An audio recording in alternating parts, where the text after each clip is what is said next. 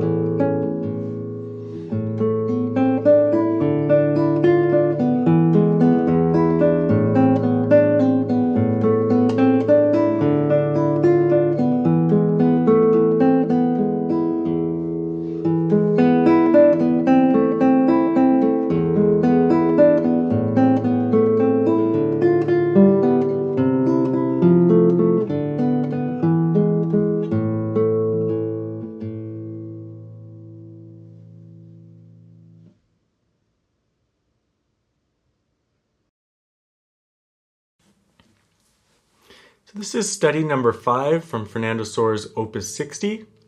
Opus 60 has 25 studies in it, ranging from, pretty easy ones to more difficult. And follow the lesson for free, of course. But if you're interested, I do have an edition of all 25 studies, and I'm making lessons for all of them. So there's a link for that book in the description. So we've already done number 1 to 4, which were much easier textures and much easier pieces. Number 5, it feels like we finally have arrived at what we think of when we think of Soares studies. There's a consistent bass voice throughout, lots of harmonies in the piece, and some melodic work as well. So a few things to talk about in number 5. We will have a brief discussion about right-hand fingering concepts. As we progress to more of the intermediate or late intermediate studies, as we get further into the collection, I'll talk less about right-hand fingerings, but I think in the first, quite a few, I will discuss the right-hand fingering concepts, because I haven't put them in the score, but I have lots of ideas that you should think about, and the ways that you can engage with right-hand fingering so you can learn to do it on your own. Number 5 is generally a pretty easy piece, but there's a number of different textures to navigate. We open in A minor in 6/8 time. There's a middle section in A major, so it shifts to the major key, and then it goes back and plays that minor section again. So kind of ABA form. So let's just talk about the piece a little bit. This is one of those funny classical guitar works where, yes, there's a melody, but it's also kind of all mixed in with chords and arpeggios. And I think in terms of other instruments like the piano or something, this would be kind of a pretty loose piece in that regard, because it's not really strong on either side of those things. But nevertheless, when you hear it on the guitar, it comes together very nicely, and the playability is so good that the piece ends up being fairly charming and very enjoyable, and fits on the instrument very well. It brings out some of the nicer qualities.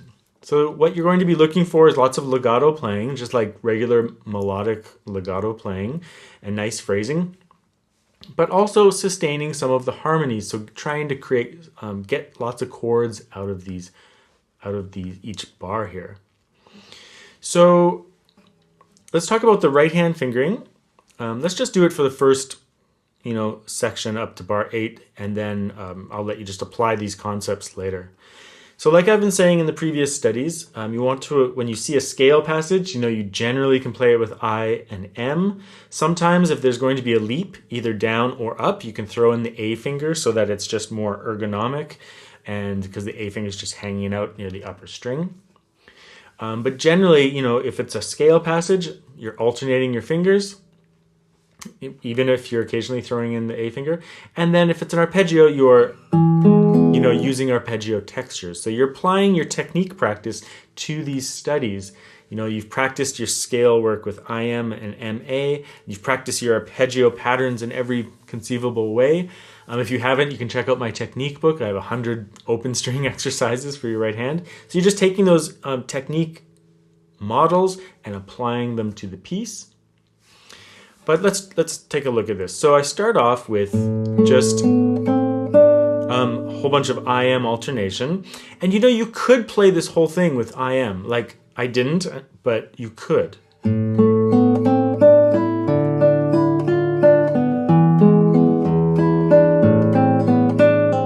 So easy just to like alternate, and if there's an awkward string crossing, you just play through it, just like you do when you play a scale.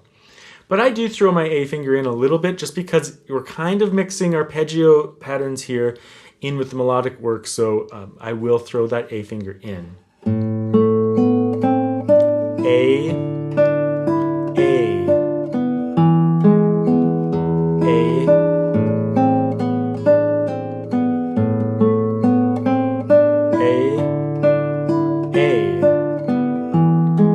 And then the last two bars here, there's always a question of fingering on this.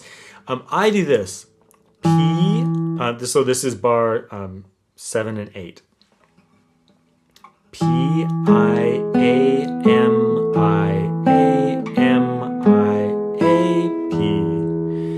What I do when I'm looking at like weird sections like this is I'll try to look for a pattern that I can repeat, because that really simplifies the fingering.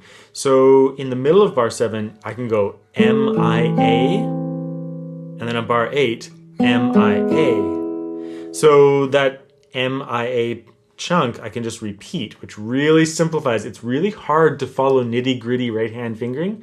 So when you're looking to apply something, try to find a pattern that you can repeat, even if it isn't your ideal fingering sometimes. I could have thrown my thumb in on the 4th string there, but because the pattern is repeatable, it feels easy to lock into my mind, but also into my hand, because it's just a repeated pattern. So P-I-A, and then just the M-I-A pattern. M-I-A, M-I-A. Like I said, though, you could just play through it by alternating your fingers, or just throwing it in randomly, or writing in the A finger where you want it. But I think trying to find little patterns like that is important. So just continue with that idea throughout the rest of the piece. P-I-A, from bar 9, P-I-A, P-I-M-A-M-I-M-A-M-A-M-I. Essentially just assigning these fingers to those strings, right? I is playing on the 3rd string, M on the 2nd, A on the top string. And you can really just apply this to the rest of the piece. So arpeggios, scales, A finger when it's on the top string, or there's a leap, or it's an arpeggio texture. The only other thing I'll say is that, ease into the phrase in 6/8 time. 1, 2, 3, 4, 5, 6. Remember that 6/8 time you really just feel in 2. 1, 2, 4. 1, 2, 3, 4, 5, 6. 1, 2, 3, 4. Conductors generally conduct 6/8 time in 2. Just 1, 2 main beats. So you just want to feel a nice simple beat like that. Ease into your phrases and taper out.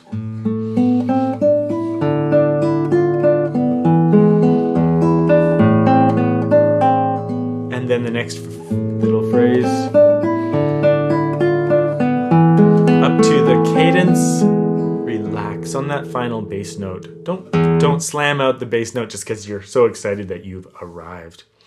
When you go into the major section, there's a little bit more calm to it because there's sustained notes. So you have a little bit more breath to the phrases. And that's it. It's really just playing legato through the phrases, a little bit of right hand fingering concepts to apply to the piece.